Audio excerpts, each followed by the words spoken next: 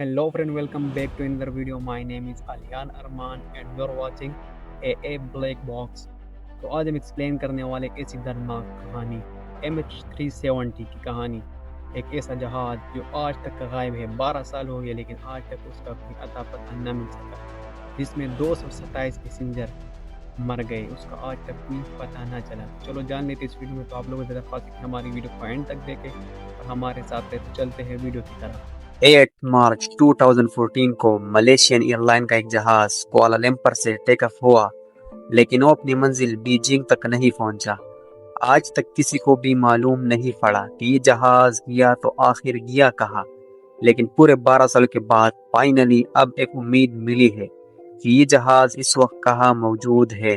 یہ بات ہے 8 مارچ 2014 کی, یعنی آج سے قریب 12 سال پہلے ملیشین ایئر لائن کا ایک جہاز فلائٹ MH370 کو ملیشین کیپٹل کوالالمپر سے ٹیک اپ کر کے چائنا کے کیپٹل بیجنگ تک جانا تھا.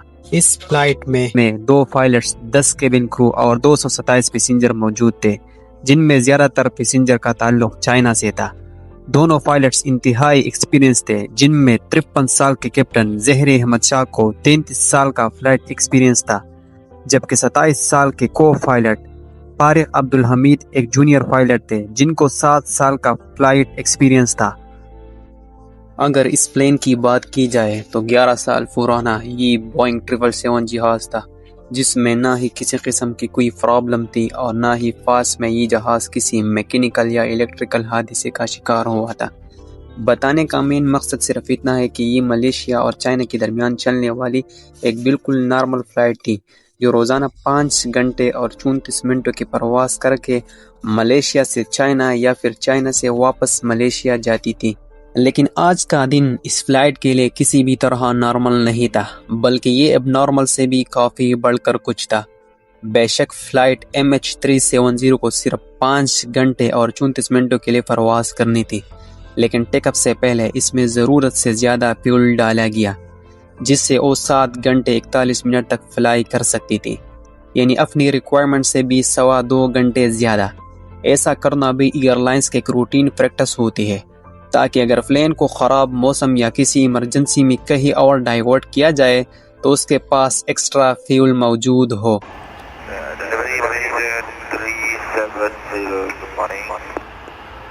Malaysian 370 stand by. Malaysian 370 request level.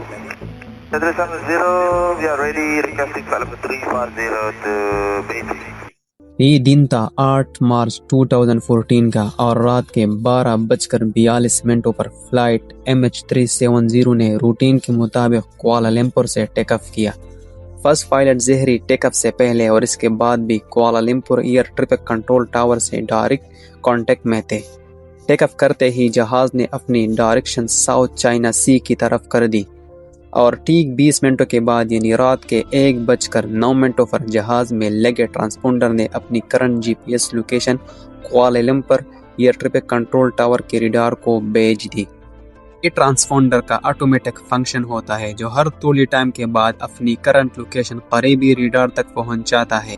ابھی تک تو سب کچھ ٹھیک پلین کے مطابق چل رہا تھا. اس کے ٹھیک 10 منٹ کے بعد یعنی رات کے 1:19 پر جب flight MH370 Malaysian year jurisdiction سے نکل کر ویتنام کے ایئر جوریڈکشن میں جانے لگی, تو کوالالمپور کے کنٹرول ٹاور نے آخری بار فرسٹ پائلٹ زہری سے کانٹیکٹ کیا اور یہ الفاظ بولے.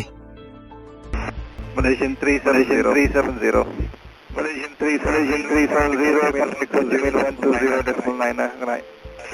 Good night Malaysian 370. اس کا مطلب تھا کہ اب فلائٹ MH370 کو ویتنام کی سٹی ہو چی من کے کنٹرول ٹاور سے کانٹیکٹ کرنا چاہیے. فرسٹ پائلٹ کیپٹن زہری نے یہ میسج سنا بھی اور اس کا جواب بھی دیا. Good night MAS 370. نہ ہی کنٹرول ٹاور کو پتہ تھا اور شاید نہ ہی کیپٹن زہری کو ان کا یہ گڈ نائٹ والا میسج MH370 سے ریسیو ہونے والا آخری میسج ہونے والا ہے. یہ وہ وقت تھا جب فلائٹ کو ٹیک آف کیے اب پورے 37 منٹس گزر چکے تھے. اب نارملی ہوتا یوں ہے کہ پلین جب تک اپنی منزل تک نہیں پہنچ جاتا وہ اپنے راستے میں آنے والے کسی بھی ایئرپورٹ کے ایئر ٹریفک کنٹرول ٹاور سے کانٹیکٹ میں رہتا ہے. اور یہاں بھی کچھ ایسا ہی ہونا تھا، لیکن سب کچھ جو ابھی تک نارملی چل رہا تھا اور اب نارمل ہونے لگا۔ جی ہاں، اپنے آخری میسج کے ٹھیک 3 منٹوں کے بعد یعنی رات کے 1:21 پر فلائٹ MH370 اچانک ریڈار سے غائب ہو گئی، یعنی کوالالمپور اور ہوچی من دونوں کے ریڈار سے پلین پوری طرح سے غائب ہو چکا تھا۔ ابھی بات کوالالمپور ٹاور کے لیے تو بالکل نارمل تھی، کیونکہ انہوں نے سمجھا کہ MH370 اب ویتنام ایئر اسپیس میں داخل ہو گیا ہے، اسی وجہ سے ان کے ریڈار سے غائب ہو گیا۔ لیکن جب ہوچی منہ کنٹرول ٹاور نے فلائٹ MH370 اپنے ریڈار سے غائب ہوتے دیکھا تو ان کو کچھ گڑبڑ لگی۔ انہوں نے فوراً کیپٹن سے خیریت معلوم کرنے کے لیے وائرلیس کیا تو آگے سے کسی نے بھی کوئی جواب نہیں دیا۔ اگلے 18 منٹوں تک ہوچی منہ ٹاور MH370 سے کانٹیکٹ کرنے کی کوشش کرتا رہا، لیکن کیپٹن کی طرف سے پھر بھی کوئی جواب نہیں آیا، اور تب ہی ہوچی منہ ٹاور نے کوالالمپور ٹاور سے کانٹیکٹ کیا اور ان کو سچویشن سے اپڈیٹ کیا۔ اب نارملی اس کنڈیشن میں 1 گھنٹے کے اندر ریسکیو سینٹر کو انفارم کرنا ہوتا ہے، لیکن کوالالمپور کنٹرول ٹاور نے پورے 4 گھنٹوں کے بعد ایروناٹیکل ریسکیو کوارڈینیشن سینٹر کو انفارم کیا، اور تب تک بہت دیر ہو چکی تھی۔ صبح کے 15 ہو چکے تھے، اور یہی وہ ٹائم تھا جب MH370 کو بیجنگ میں لینڈ کرنا تھا۔ ایک امید تھی کہ شاید جہاز اپنے وقت پر بیجنگ لینڈ کر جائے، لیکن وہاں سے بھی کوئی اچھی خبر نہیں آئی۔ صبح کے 6:32 پر ٹھیک اسی جگہ جہاں سے پلین غائب ہوا تھا، وہاں ایک سرچ آپریشن سٹارٹ کیا گیا، جس میں 7 کنٹریز کی 34 شپس اور 28 ایئر کرافٹس نے فلائٹ MH370 کو گلف آف تھائی لینڈ اور ساؤتھ چائنا سی کے بارڈر پر ڈھونڈنا شروع کیا، لیکن بدقسمتی سے وہاں پلین کا نام و نشان تک نہ ملا۔ اس وقت تک پوری دنیا کو اس حادثے کا پتہ چل چکا تھا۔ T V, news, web sites اور سوشل میڈیا سب کے سب صرف یہی خبر دکھا رہے تھے۔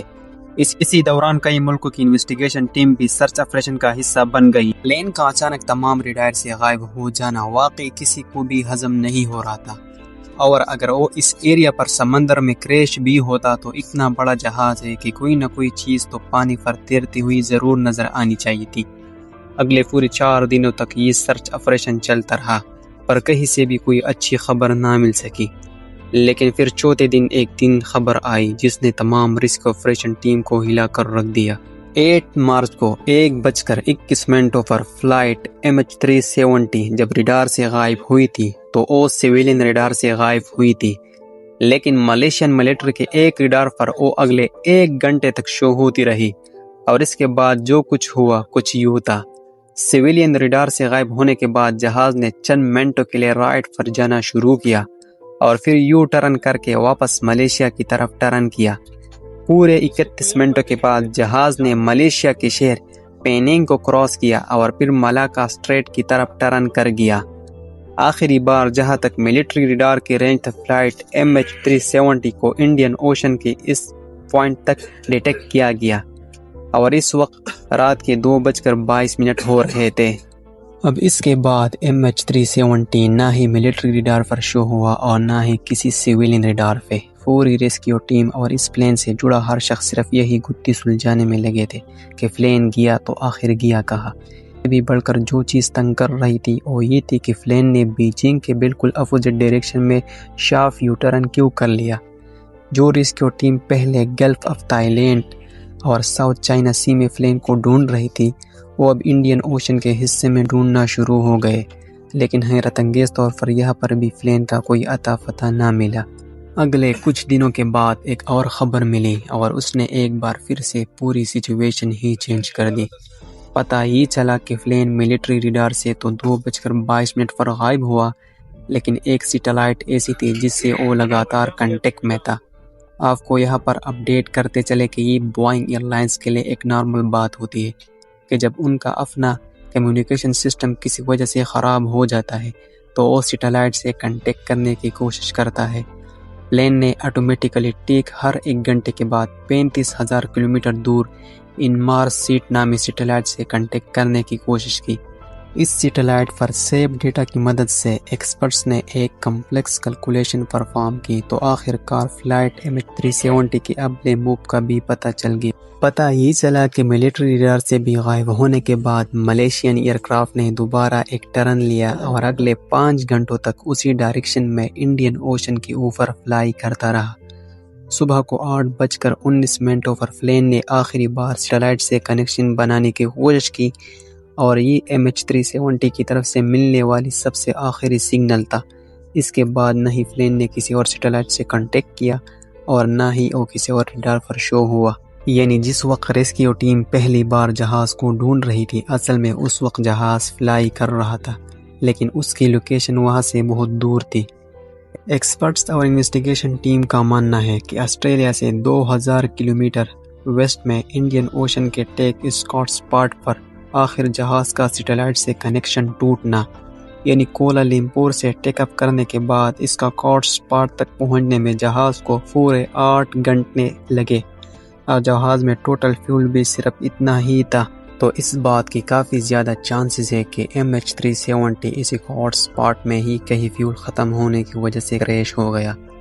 انڈین اوشن کا یہ ہائی لائٹڈ کارڈ حصہ پوری انڈیا سے بھی بہت بڑا ہے اور یہاں پر اسٹارٹ کیا گیا ایک deep sea search operation. MH370 کو ڈھونڈنا بہت ضروری تھا کیونکہ جب تک پلین اور اس کا بلیک باکس نہیں ملے گا تب تک یہ پتہ نہیں چلے گا کہ کریش سے پہلے پلین کے اندر کیا کچھ ہو رہا تھا۔ کئی مہینوں نہیں بلکہ کئی سالوں تک یہ پلین کو تلاش کرنے کا عمل چلتا رہا، لیکن یہاں پر بھی پلین کا کوئی سراغ نہیں ملا۔ 3 سالوں کے بعد ڈیپ سی آپریشن کو آخر کار ختم کر دیا گیا، جس میں $160 ملین سے بھی زیادہ خرچہ ہو چکا تھا۔ سرچ آپریشن کے دوران پلین کا تو کوئی اتا پتہ نہیں ملا، لیکن 2015 میں یعنی پلین کے غائب ہونے کے 1 سال بعد پلین کا رائٹ فلیپران تیرتا ہوا آئی لینڈ آف ری یونین کے ساحل پر جا پہنچا۔ یہ پلین کا وہ حصہ ہوتا ہے جو لینڈنگ کے وقت کام آتا ہے۔ ملنے والے اس فلیپران پر جب تحقیق ہوئی تو ایک اور خوفناک حقیقت سے پردہ اٹھایا۔ ایکسپرٹس کا ماننا ہے کہ جس وقت MH370 پانی میں کریش ہوا اس وقت یہ فلیپران ایکسیڈنٹڈ نہیں تھا۔ اس کا مطلب یہ ہے کہ پانی پہ کریش ہوتے وقت جہاز اپنی نوز کے بل سمندر میں جا گرا۔ اگلے کئی سالوں کے دوران پلین کے کئی اور حصے بھی افریقہ کے ساحل سے ملے، لیکن آج تک پلین یا اس میں بیٹھے پیسنجر کا کوئی سراغ نہ مل سکا۔ ملیشین فلائٹ MH370 کے اندر غائب ہونے سے پہلے کیا کچھ ہوا آج تک کسی کو بھی معلوم نہیں ہے۔ کچھ انویسٹیگیشن کا شک ہے کہ پلین ہائی جیک ہوا تھا، تو کچھ اس بات پر یقین رکھتے ہیں کہ کسی الیکٹریکل فیلر کی وجہ سے پلین کے باہر کی دنیا سے کنٹیکٹ ٹوٹ گیا اور آکسیجن کی کمی کی وجہ سے پلین کے اندر تمام لوگ بے ہوش ہو گئے۔ خیر، اصل ریزن کیا ہے یہ تو پلین کے بلیک باکس میں محفوظ ریکارڈنگ سے ہی پتہ چل سکتا ہے، جو پلین کے ساتھ ہی انڈین اوشن میں کہیں غائب ہے۔ MH370 کے غائب ہونے کے پورے 8 سال کے بعد فروری 2022 میں ایک بار پھر سے پلین کے ملنے کی امید دلائی گئی۔ ایک British retire aerospace engineer Richard Godfrey نے دعویٰ کیا ہے کہ ویک سنگل پروپیگیشن انالائسس کے ذریعے اس نے پلین کی اصل لوکیشن کا اندازہ لگا لیا ہے، اور حیرت انگیز طور پر رچرڈ نے جو پن پوائنٹ لوکیشن بتائے ہیں وہ بھی انڈین اوشن کے اسی کارڈ ایریا میں موجود ہے۔ رچرڈ کا ماننا ہے کہ اس کی بتائی گئی ٹھیک جگہ پر اوشن کے 4000 میٹر نیچے ملیشین ایئر لائن کا گمشدہ جہاز ابھی بھی موجود ہے۔ یہ اتنی ہی گہرائی ہے جتنا نیچے ٹائٹینک شپ پورے 74 ایئرز کی کوشش کے بعد 1985 میں ملی تھی۔ اب Malaysian authorities retire aerospace engineer کا اس کلیم کو کتنا سیریس لیتی ہے اور اس جگہ پر ایک نیا سرچ آپریشن لانچ کیا جاتا ہے کہ نہیں، یہ تو وقت ہی بتائے گا۔ امید ہے کہ آپ لوگوں کو ہماری ویڈیو پسند آ گئی ہوگی۔ آپ لوگوں کو ہماری ویڈیو پسند آ گئی تو پلیز ہمارے چینل کو سبسکرائب کریں، لائک کریں، شیئر کریں اینڈ کامنٹ ضرور کریں کہ نیکسٹ ٹاپک کون سی اسٹوری پہ لائے۔ انشاءاللہ نیکسٹ ویڈیو ملیں گے، تب تک کے لیے خدا حافظ۔